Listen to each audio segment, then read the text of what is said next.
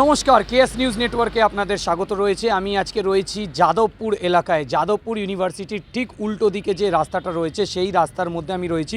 একটা বিষয় আপনাদেরকে দেখাতে চাইব। এই একটা পৌষ এলাকা, এই পৌষ এলাকার মধ্যে আপনারা দেখতে পাচ্ছেন এখানে যে ময়লা ফেলার জঞ্জাল রয়েছে, এই যে ময়লা ফেলা হয় এখানে, এইটা একেবারে চোখে পড়েছে আজকে আমাদের। আর আমি সেই বিষয়টাকে তুলে ধরছি আপনাদের কাছে। কলকাতা কর্পোরেশনের গাড়ি এখান থেকে ময়লা তুলে নিয়ে যায়, বড় গাড়িগুলো, কিন্তু তারপরে আবার সেইভাবেই এখানে ময়লা জমে যায়। এখানে আপনারা দেখতে পাচ্ছেন কিভাবে নোংরা ফেলা রয়েছে এবং ঠিক পাশেই রয়েছে একটি বড় ঝিল, এবং এই ঝিলটা একেবারে আপনারা দেখতে পাচ্ছেন একদম পরিষ্কার পরিচ্ছন্ন। আশেপাশে যে ময়লাগুলো রয়েছে সে আশেপাশের বাড়ি থেকে বা বস্তিবাড়ি এলাকাগুলো যে রয়েছে সেখান থেকে ফেলা, এবং যে কোম্পানির আন্ডারে এই ঝিলটা রয়েছে তারা প্রত্যেক বছর এই ঝিলটা পরিষ্কার করে, কিন্তু আশেপাশের যে এলাকার লোকজন রয়েছে এবং যে আশেপাশে হোটেলপত্র আপনারা দেখতে পাচ্ছেন রাস্তার ধারে রয়েছে, সেইখান থেকে ময়লাগুলো এখানে ফেলা হয় এবং এখানে এই আবর্জনা জমা হয়। ঠিক যাদবপুর ইউনিভার্সিটি গেটের উল্টো দিকে আমি দেখাবো একবার আপনাদেরকে সেই জায়গাটি।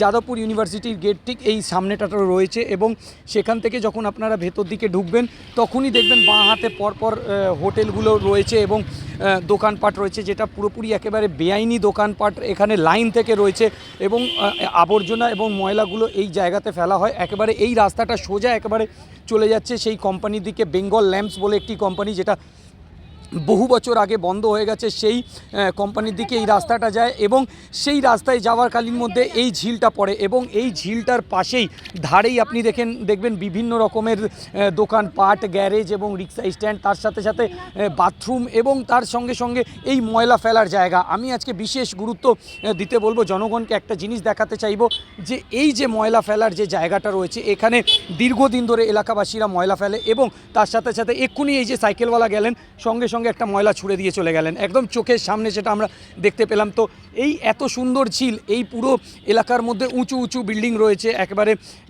দেখতেই পাচ্ছেন আপনারা, তার পাশে এই সুন্দর একটা ঝিল রয়েছে, সেটাকে বাঁচানোর দরকার আছে। তার কারণ হচ্ছে যে এই ঝিলটা যদি বেঁচে থাকে তাতে পরিবেশ ভালো থাকবে, কিন্তু সেই পরিবেশকে আমাদের মতনই মানুষরা পরিবেশকে ঠিকঠাক থাকতে দিচ্ছে না। কলকাতা কর্পোরেশনের কাছে অনুরোধ থাকবে যে তারা এই বিষয়টাকে গুরুত্ব দিয়ে দেখুন। এখানে যে ময়লা ফেলার বিষয়টা হচ্ছে সেটাকে পুরোপুরি একেবারে বন্ধ করে দেওয়া হোক, এবং এখানে কিছু উন্নয়নের কাজ কোম্পানির সাথে কথা বলে হোক বা যেভাবেই হোক, সরকারি তরফ থেকে হোক বা যে যার তরফ থেকেই হোক না কেন, এখানে একটা বিউটিফিকেশান করে দেওয়া উচিত, যাতে এখানে কেউ কোনো রকমভাবে ময়লা যেন না ফেলে।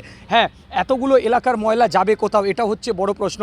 কেন কি শহরের এই একদম যেটা বুক বলা যায়, একদম শহরের বুকের ওপর এই যে ঝিলটা রয়েছে এর পাশেই ভ্যাট তৈরি করে দেওয়া হয়েছে।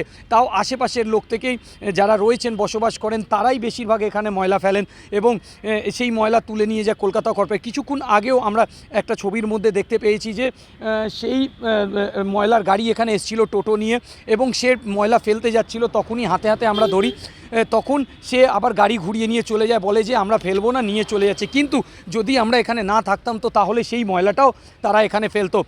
দরকার আছে পরিবেশ ঠিক করার জন্য, তার কারণ হচ্ছে যদি পরিবেশ ঠিক থাকে তাহলে শরীর স্বাস্থ্য ঠিক থাকবে এবং এলাকা ঠিক থাকবে। এত বড় ঝিলকে বাঁচানোর দরকার রয়েছে এবং সবাইকে এগিয়ে আসতে হবে তার জন্য। আমি আবার এই ধরনের খবর নিয়ে আপনাদের কাছে আসবো, ততক্ষণ জন্য ধন্যবাদ।